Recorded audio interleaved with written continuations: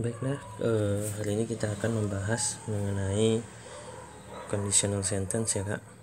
Ini conditional sentence. Conditional sentence ini pasti udah gak asing lagi lah ya, paling kakak kan juga guru sekolah ya. Jadi the conditional sentence yang biasanya kita pahami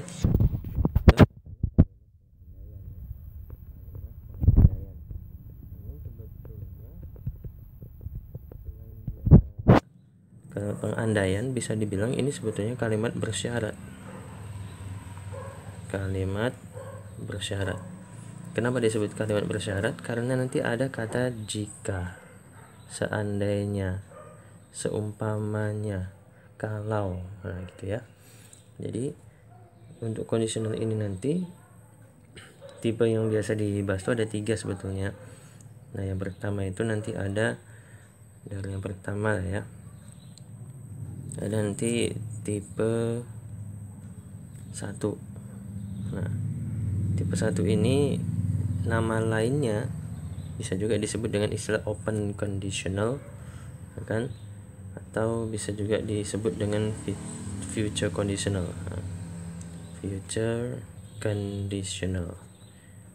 Kenapa dia disebut dengan future conditional atau open conditional?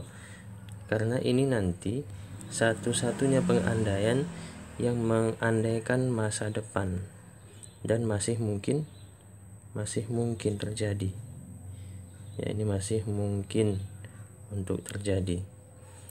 Nah, biasanya soal conditional itu ditandai dengan pertanyaan mengenai if clause-nya atau main clause-nya. Untuk tipe 1 ini, if clause-nya itu adalah if diikuti dengan subjek, setelah subjek diikuti dengan verb 1. Kalau dia misalnya nanti subjeknya tunggal, maka verb 1 ini tambah dengan s atau tambah dengan is, kemudian diikuti dengan objek. Nah, kemudian seandainya dia tidak diikuti dengan verb, maka kemungkinan setelah subjek diikuti dengan to be is, am, atau to be are. Setelah is, am, are bisa diikuti adjective, noun, atau adverb, atau kalau dia pasif bisa juga langsung diikuti dengan kata kerja ketiga. Ini if clause-nya. Jika nanti ditanya main clause-nya, maka main clause-nya itu adalah subjek atau pasangannya ya. Subjek ditambah dengan will diikuti dengan verb 1. Kalau tidak verb 1, maka setelah will boleh saja diikuti dengan be. Ini polanya, pola untuk conditional ya. Mana tadi ini namanya if clause, ya kan Kak? Ini if clause-nya. Terus yang sebelahnya lagi namanya main clause-nya. Kasih warna apa lah? Kasih warna ungu lah ya.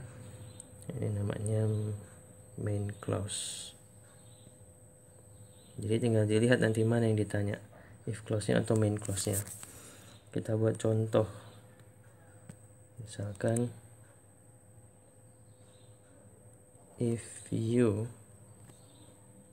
don't come today, you the lesson. Nah, kita buat pilihan yang A.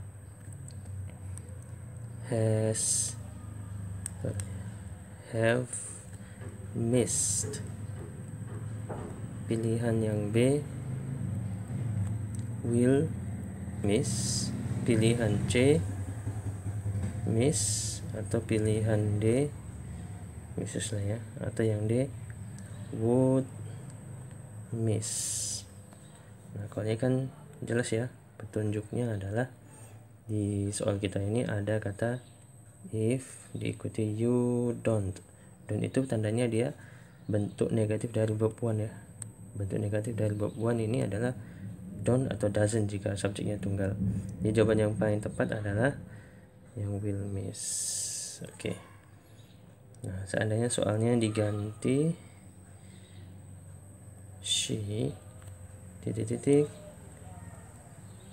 the job if she applies it earlier.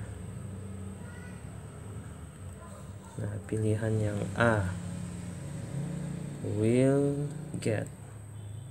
Pilihan B, would get. Pilihan C, gets, atau yang D, had got. Maka untuk soal yang ini kata kuncinya ada di if lagi, ya kan. Setelah if ada she applies, berarti subject verb one, sehingga jawabannya adalah will get. Oke, ini contoh yang tipe pertama ya. Nah, kita lanjutin. Sebelum kita lanjutin, kita lanjutannya dulu. Kita lanjutin dulu tipe yang kedua. Tipe 2 atau type 2 atau nama lainnya ini adalah present tapi unreal conditional. Kenapa dia present tapi unreal? Ya, karena yang diandaikan memang kondisi saat ini, tapi sudah tidak mungkin lagi. Ya, dia mengandaikan kondisi saat ini yang sudah tidak mungkin. Kondisi saat ini yang sudah tidak mungkin. Yang sudah tidak mungkin. Nah, di conditional tipe kedua ini, pola if clause-nya adalah if diikuti dengan subjek, kemudian diikuti verb to. Kalau dia negatif jadi didn't, ya kan, diikuti objek atau complement. Kemudian kalau dia nggak menggunakan verb, maka menggunakan to be. Satu-satunya to be yang digunakan di tipe 2 ini adalah to be word. Setelah word boleh adjective, noun, atau adverb, atau boleh juga dia diikuti dengan verb 3 jika dia pasif. Nah, pasangannya itu atau main clause-nya adalah subjek diikuti dengan would, setelah would diikuti verb one, atau boleh juga diikuti oleh be. Inilah pola pengandaian tipe 2. Ini if clause-nya, kemudian yang ini main clause-nya. Pakai apa? Dan saja.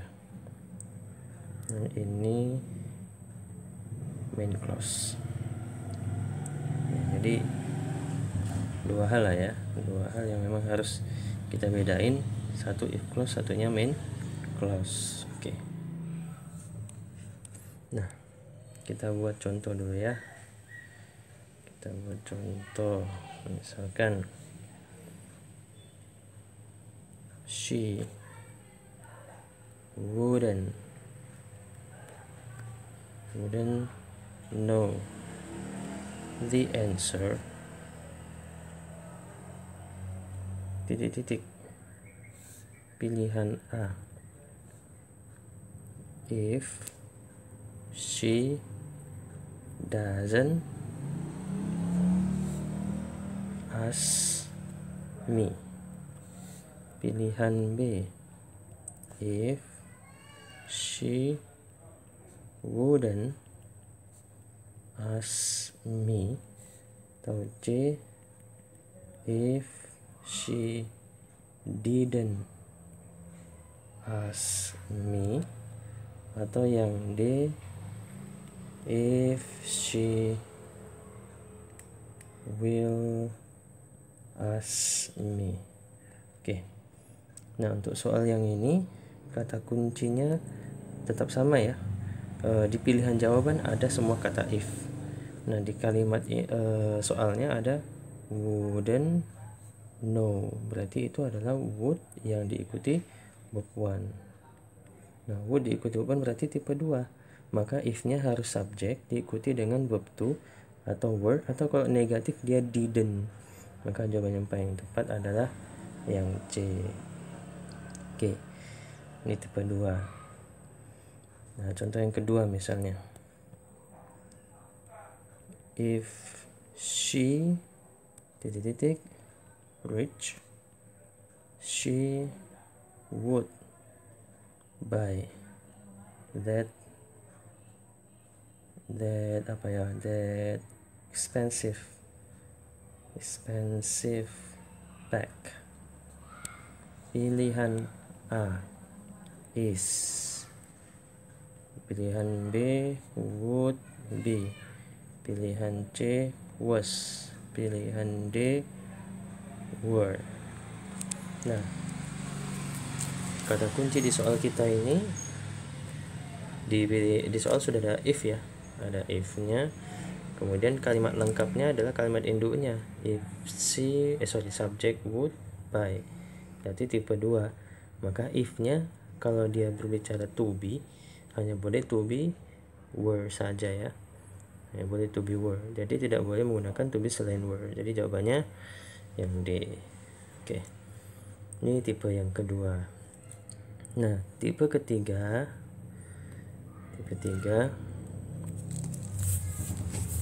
ini disebut juga dengan istilah tipe, selain sebutan tipe 3 boleh juga disebut dengan istilah past, dan dia sudah tidak mungkin lagi ya, past unreal, conditional. Kenapa dia past unreal? Karena memang yang diandaikan dia itu adalah kejadian yang sudah lewat ya, kejadian lampau yang sudah tidak mungkin. Yang diandaikan adalah kejadian lampau yang sudah tidak mungkin,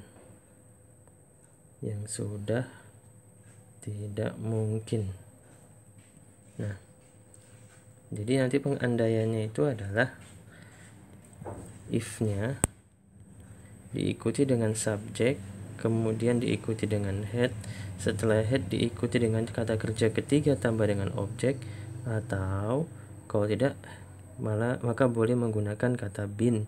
Setelah been boleh adjective, boleh noun, boleh adverb, atau kalau dia pasif boleh langsung diikuti verb 3 ya. Ini if-nya. Kemudian main clause-nya nanti dari pasangannya biru ya. Oke, jadi main clause-nya nanti itu adalah subjek diikuti oleh would, kemudian ada have, would have, baru setelah have diikuti dengan verb 3 atau boleh juga been. Nah, inilah pengandaian tipe ketiga.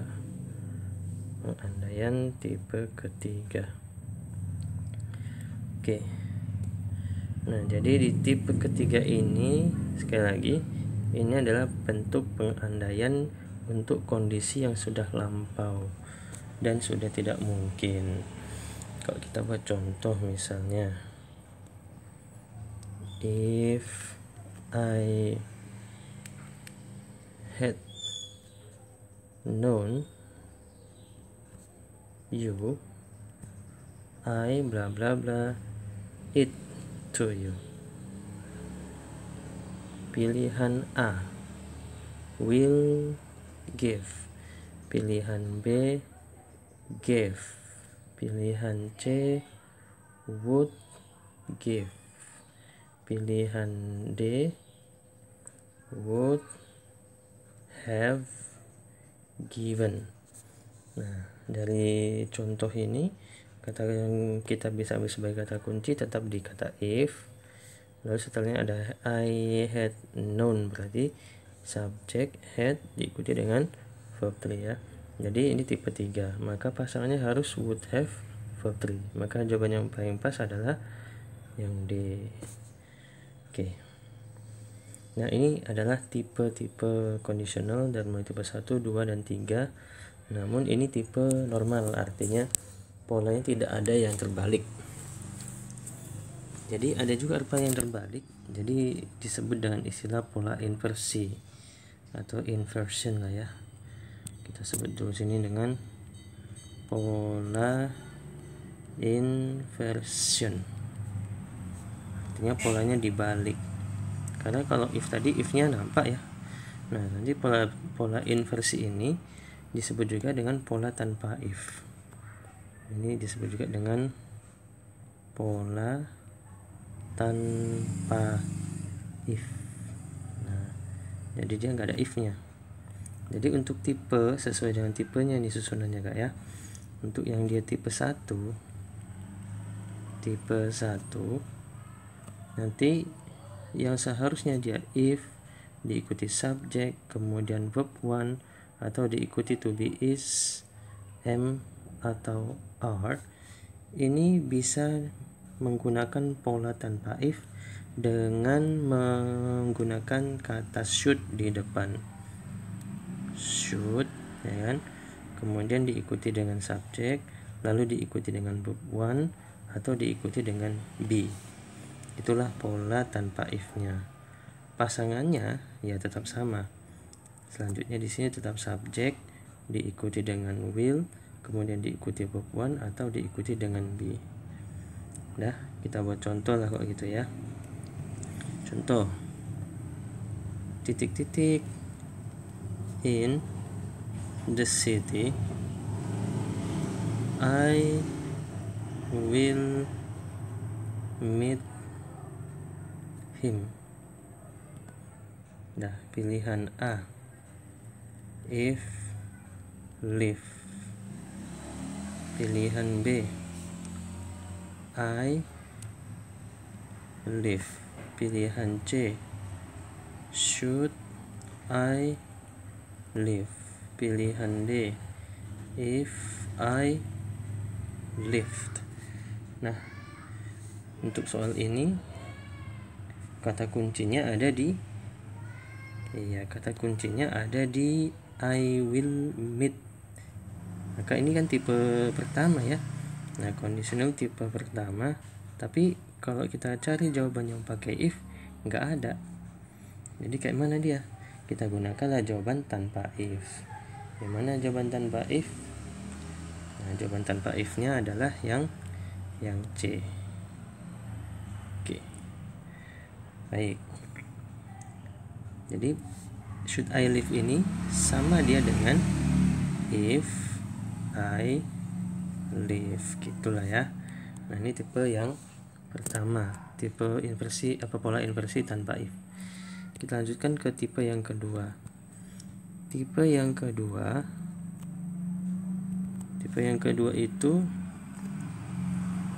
if yang seharusnya diikuti subjek kemudian verb to atau to be were, tapi nggak ada, kita boleh gunakan pola tanpa if dengan menggunakan jasa siapa? Jasa to be were yang diletakkan di depan, kemudian subjek, lalu diikuti dengan, kalau dia aktif ya, diikuti dengan to infinitive. Kalau dia nggak aktif maka diikuti dengan adjective, noun atau adverb, atau kalau dia pasif boleh langsung diikuti dengan verb 3. Nah, pasangannya tetap sama. Subjek diikuti dengan would, lalu diikuti dengan verb one atau diikuti be. Nah, inilah dia pola tanpa if maupun yang menggunakan if. Kalau if gunakan yang atas, kalau tanpa if cari yang pola yang hijau ya. Jadi kita buat contoh. Misalkan titik-titik you, atau misalnya president. I would not allow it to happen. Dah. Pilihan yang A if I am. Pilihan B if I was. Pilihan C if I had been, atau pilihan yang D were I. Nah, untuk pola ini kata kuncinya tetap sama ya, ada di I would not allow. Berarti dia yang ini kan, subjek would diikuti dengan verb one, cuman dia negatif maka ada not-nya. Nah, jadi ini tipe 2. Seharusnya if-nya seperti ini. if subject verb to atau to be were, tapi nggak ada. Karena nggak ada, maka kita gunakan pola tanpa if. Nah, yang mana pola tanpa if-nya? Yang D. Jadi jawabannya adalah D. Gitu dia, tipe 2. Nah, selanjutnya tipe yang ketiga. Tipe 3 juga ada tipe tanpa if-nya. Tipe 3 ya. Tipe 3, if-nya seharusnya diikuti dengan subjek, kemudian diikuti dengan head, lalu diikuti dengan verb 3 atau diikuti dengan been. Namun jika ini tidak ada, kita boleh gunakan pola tanpa if dengan menggunakan jasa head-nya diletakkan di depan, lalu subjek, kemudian diikuti verb 3 atau diikuti dengan been. Nah, pasangannya tetap sama. Pasangannya subjek diikuti dengan would, have, lalu diikuti dengan verb 3 atau been. Jadi ini pola tanpa if untuk tipe ketiga ya. Nah, oke, sekarang kita buat contoh dulu. Misalkan I can titik-titik in the company I would have been very famous. Nah, pilihan yang A, if I work. Pilihan B, had I work. Pilihan C, I had work. Dan pilihan yang D, were I work. Nah, untuk soal ini kata kuncinya di I would have been. Ini adalah bentuk main clause untuk tipe ketiga. Tapi if-nya yang seperti ini nggak ada. Ada ya. Jawaban C kurang if-nya. Nah, jadi jawaban yang paling pas mana? Kita cari yang polanya tidak menggunakan if. Mana yang polanya tanpa if? Ya, jawabannya adalah yang B. Nah, ini dia untuk tipe 1, 2, dan 3. Mulai dari yang pakai if sampai tanpa if. Nah, terakhir yang mau saya jelasin dari conditional ini adalah nanti ada juga conditional itu pola dimana dia itu mencari arti, makna lah ya, makna atau fakta dari conditional. Nah, untuk conditional ke meaning ya, meaning. Untuk conditional yang dia tipe 1 type 1, maka artinya itu menggunakan tenses present. Nah, kemudian yang harus diingat lagi, dia masih menyatakan mungkin, masih mungkin terjadi. Sedangkan nanti tipe kedua type 2 ini meaningnya dalam tenses present juga ya, present, tapi dia sudah tidak mungkin terjadi, atau dengan kata lain dia bertentangan dengan kenyataan dan pengandaian ya, maksud dengan pengandaian. Lalu tipe yang ketiga meaningnya dalam bentuk past dan jelas dia sudah tidak mungkin lagi terjadi, atau dengan kata lain dia bertentangan. Nah, inilah meaning kalau misalnya ditanya ya, jika ditanya meaning dari sebuah kalimat pengandaian. Nah, kita buat sedikit contoh lah. Misalnya, if I were a president, I would I would apa ya? I would be very famous. Dah, means I a president.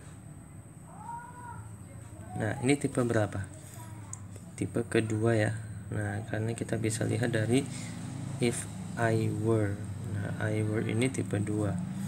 Nah, tipe 2 tadi meaningnya dalam tenses apa? Present, dan dia bertentangan. Maka jika ditanya artinya, misalnya pilihan jawabannya adalah A, B, C, D ya. Pilihan A, I am not. Pilihan C, was. Pilihan D, was not. Mana yang paling pas? Ingat, present dan harus bertentangan. Kalau di sini dia yang present ada di jawaban A dan B ya. Jawaban C dan jawaban D otomatis salah. Nah, jawaban A dan B, tengok yang bertentangan. Di sini pengandaiannya positif, maka pasti meaningnya negatif. Jadi jawaban yang paling pas adalah bola. Ya. Inilah sekilas mengenai conditional. Nanti saya kasihkan soalnya kak ya. Ini tadi karena saya tunggu-tunggu agak lama, jadi saya rekam aja deh. Oke, itu dulu untuk yang ini kak.